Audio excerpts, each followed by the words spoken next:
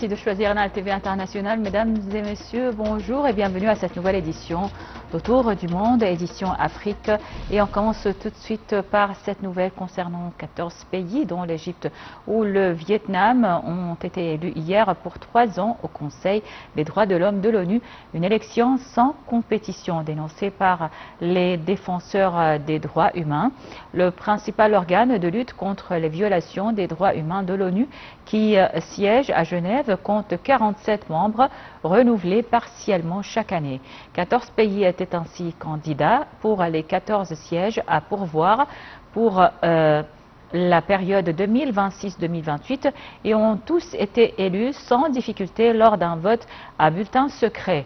4 représentants de l'Afrique, l'Angola, l'Égypte, l'île Maurice, l'Afrique du Sud, 4 d'Asie-Pacifique, l'Inde, l'Irak, le Pakistan, le Vietnam, 2 d'Europe de l'Est, à savoir l'Estonie et la Slovénie, 2 d'Amérique latine, le Chili, l'Équateur et 2 d'Europe de l'Ouest, l'Italie et le Royaume-Uni.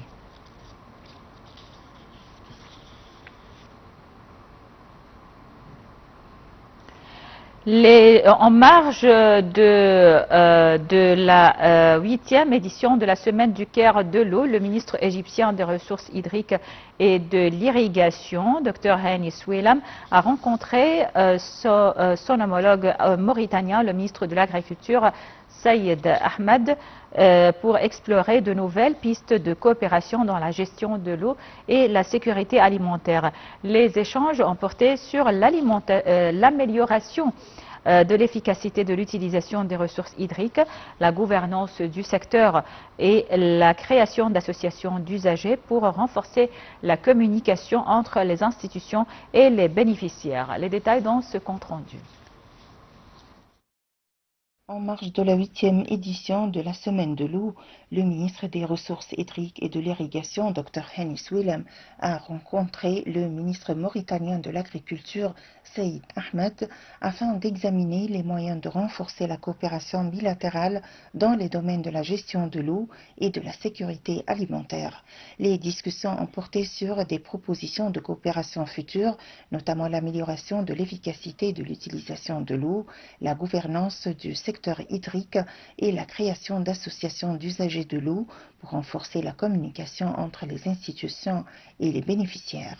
Les 2 parties ont convenu de former un groupe de travail conjoint pour approfondir ces projets et échanger leur expertise. Dr Soueilam a souligné l'engagement de l'Égypte à renforcer la coopération entre les pays arabes dans le domaine de l'eau, compte tenu des défis communs auxquels ils sont confrontés. Il a également mis en avant la volonté de son pays de partager ses expériences réussies et de soutenir les États arabes et africains à travers des formations spécialisées offertes par le Centre africain de formation sur l'eau et l'adaptation au changement climatique.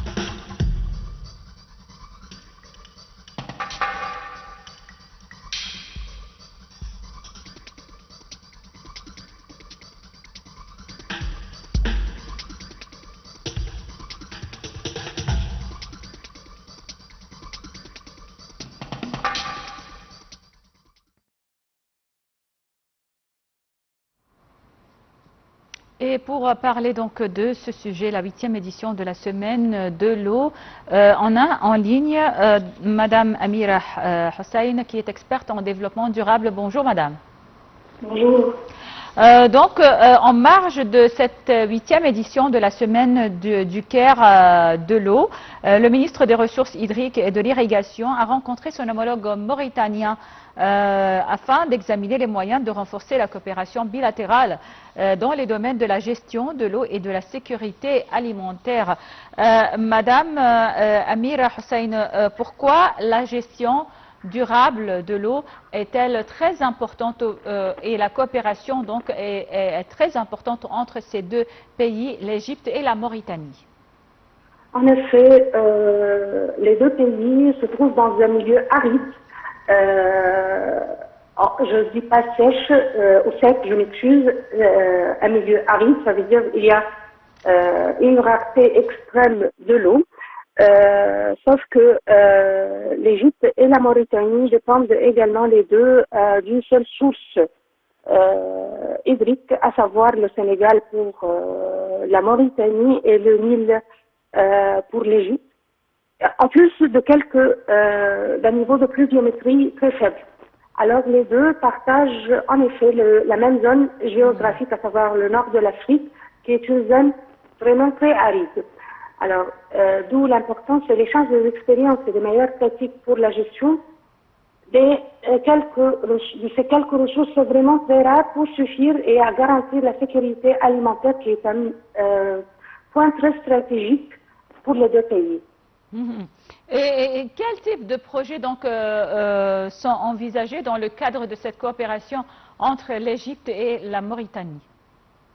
En effet, dans le cadre de la visite de son Excellence Saïd Ahmed Ould Dabou, qui est le ministre mauritanien de l'Agriculture et de la Souveraineté alimentaire, qui a rendu visite ou qui a rencontré à la fois le ministre de l'Agriculture égyptien, son Excellence Ala Tarou, M. Ala Tarou, et le professeur Dr Hani Souilem, dans le cadre de la semaine, 8e édition de la semaine, les deux ministres ont offert toute aide possible à la Mauritanie, qui est un pays frère, pour que ce soit, en effet, pour le ministre Ala Tarou, il a l'intention, les deux parties se sont convenus à coopérer, à installer à Nouakchott un centre de recherche agronomique égyptien là-bas, où des experts égyptiens vont travailler et opérer sur le territoire mauritanien, en plus pour savoir les besoins. Oui, Madame Amira Hussein, donc une courte pause pour l'appel à la prière et restez avec nous sur ligne. On va passer à la prière, à l'appel à la prière et on revient pour la suite de notre intervention.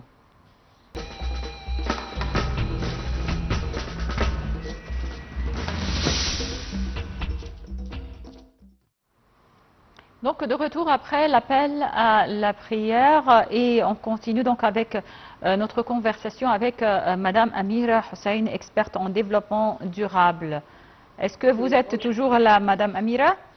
Oui, oui. Oui, on était donc en train de parler des projets envisagés dans le cadre de la coopération entre l'Égypte et de la Mauritanie. Vous avez donc expliqué donc ce genre de projet envisagé entre les deux pays. Oui, justement pour rappeler, son Excellence le ministre mauritanien a rencontré les deux ministres égyptiens, celui des ressources hydriques et celui de l'agriculture. Il a convenu avec le ministre de l'Agriculture sur l'établissement d'un centre de recherche agronomique où des savants égyptiens vont opérer à Nouakchott, et ce pour aider ou passer l'expérience égyptienne pour la culture des denrées stratégiques, à savoir le blé, le riz et le maïs en Mauritanie, surtout que les deux pays partagent le même milieu aride et les deux pays ont des littoraux où on fait la collecte de l'eau de pluie pour l'agriculture, ce qui est une pratique égyptienne pour maximiser le profit généré par chaque goutte d'eau, parce que chaque goutte d'eau dans un milieu aride compte. Oui.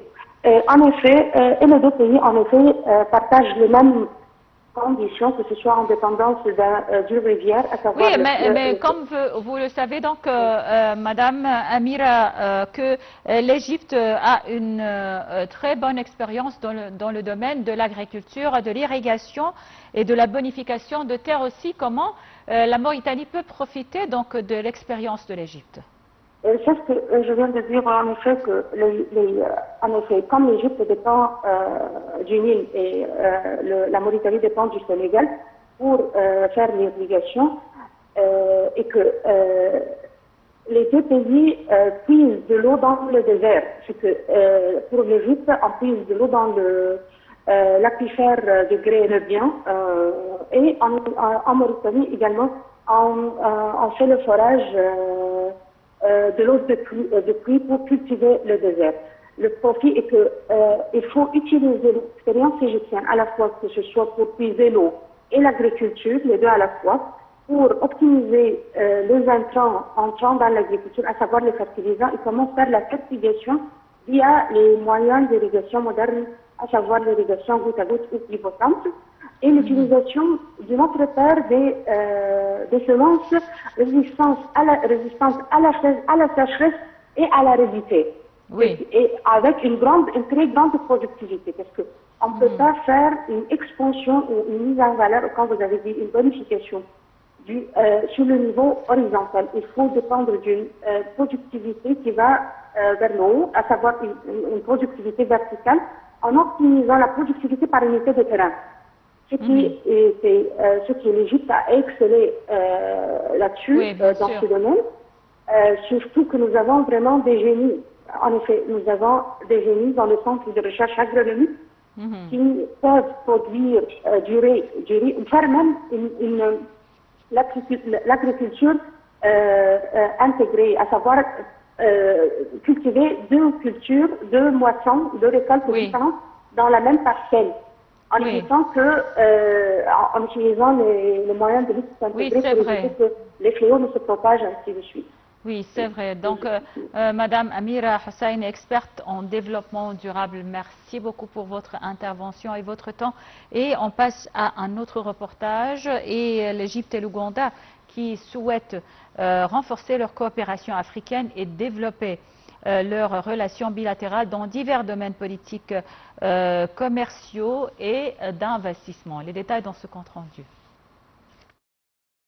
Le ministre du Travail, Mohamed Gobran, a souligné la volonté de l'Égypte de renforcer la coopération avec l'Ouganda, de renforcer les relations et de les élargir à des horizons d'action communes pour le développement du continent africain.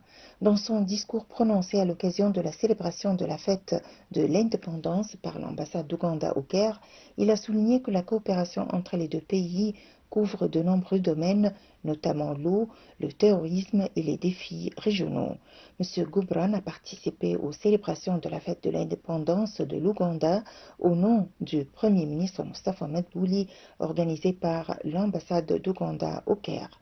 Selon le ministre du Travail, les relations égypto-ougandaises ont connu des progrès remarquables récemment. Il a affirmé qu'il existe une forte volonté de son pays de renforcer ses liens avec l'Afrique ainsi que de consolider le partenariat stratégique entre le Caire et Kampala.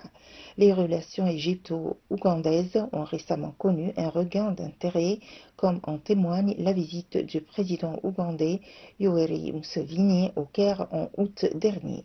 Selon la présidence égyptienne, 5 protocoles d'accord et de coopération ont été signés dans les domaines des ressources en eau, de la coopération agricole, de la sécurité alimentaire, de l'investissement, de l'exemption mutuelle de visa pour les détenteurs de passeports officiels et de la coopération diplomatique.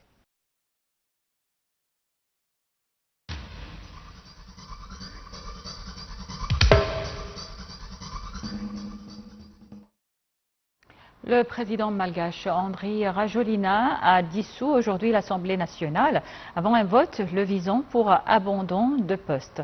Élu en 2018 puis réélu en 2023 pour un mandat de 5 ans lors d'un scrutin boycotté par l'opposition, Andry Rajoelina était sous la menace d'un vote le visant pour empêchement temporaire qui nécessitait la majorité des 2 tiers de l'Assemblée nationale. Conformément aux dispositions de l'article 60 de la Constitution, l'Assemblée nationale est dissoute, indique donc un décret diffusé sur la page Facebook de la présidence. Les députés de l'opposition assuraient avoir collecté suffisamment de signatures pour procéder à un vote lors d'une session extraordinaire mardi qu'ils justifient par une vacance du pouvoir, le chef de l'État ayant, selon la radio française RFI, quitté le pays dimanche à bord d'un avion militaire français. D'après la Constitution, les élections législatives doivent se tenir 60 jours au moins et 90 jours au plus après le prononcé de la dissolution de l'Assemblée.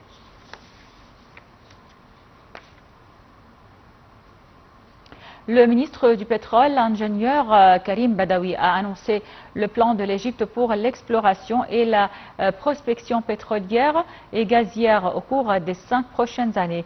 Il a expliqué que ce plan prévoit le forage d'environ 480 puits d'exploration avec des investissements dépassant les 5,7 milliards de dollars, précisant que le nombre total de puits qui seront forés en 2026 s'élèvera à environ 101. Le ministre a tenu ses propos dans son discours prononcé à l'occasion de sa participation en tant qu'orateur principal à la séance d'ouverture du 3e sommet mondial de l'énergie à Londres. Le ministre des Communications et des Technologies de l'Information, Amr Talhat, a affirmé que le secteur des communications et des technologies de l'information en Égypte a connu un saut qualitatif et une transformation profonde au cours des dernières années. Il a expliqué que ce secteur a enregistré les taux de croissance les plus élevés du pays pour la 7e année consécutive, avec un taux compris entre 14 et 16% et une contribution d'environ 6% au produit intérieur brut. Ces déclarations ont été faites lors de sa rencontre avec les membres du comité pour la protection des droits des utilisateurs des services de télécommunications. La ministre de la Planification et de la Coopération internationale, Rania Al-Mashot, a discuté lors de sa rencontre avec le directeur général de l'Organisation des Nations Unies pour l'alimentation et l'agriculture FAO, Dr Kyu Dogui, du renforcement des relations conjointes dans le domaine de la sécurité alimentaire et des systèmes agricoles durables, ainsi que des développements liés à la mise en œuvre du programme de pays de l'organisation en Égypte. La réunion s'est tenue en marge de la participation de la ministre aux activités du Forum mondial de l'alimentation 2025 organisé par la FAO à son siège à Rome, capitale italienne.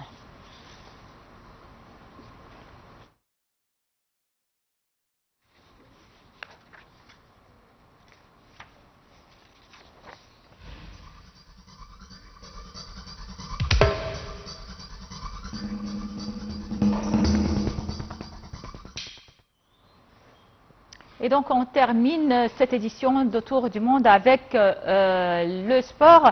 L'équipe égyptienne de hockey continue de dominer le classement malgré un match nul contre l'Afrique du Sud.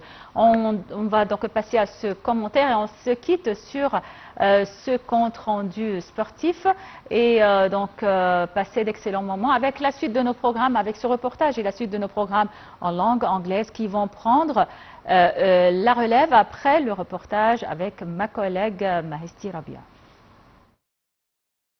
Le match entre l'équipe masculine égyptienne de hockey, dirigée par Ahmed Zakaria, et l'équipe nationale sud-africaine s'est soldé par un match nul, les deux équipes ayant marqué 3 buts. Ce match s'inscrit dans le cadre du 3e tour du championnat d'Afrique des Nations qui se déroule actuellement en Égypte du 11 au 18 octobre. L'équipe nationale égyptienne est classée 17e au classement international, tandis que l'équipe nationale sud-africaine est classée 13e. L'équipe nationale égyptienne rencontrera l'équipe nationale zambienne ce mercredi à 17h. Le match contre le Ghana aura lieu le vendredi 17 octobre également à 17h. Les équipes classées première et deuxième se qualifieront pour le match final de la compétition pour le titre de championnat d'Afrique de hockey.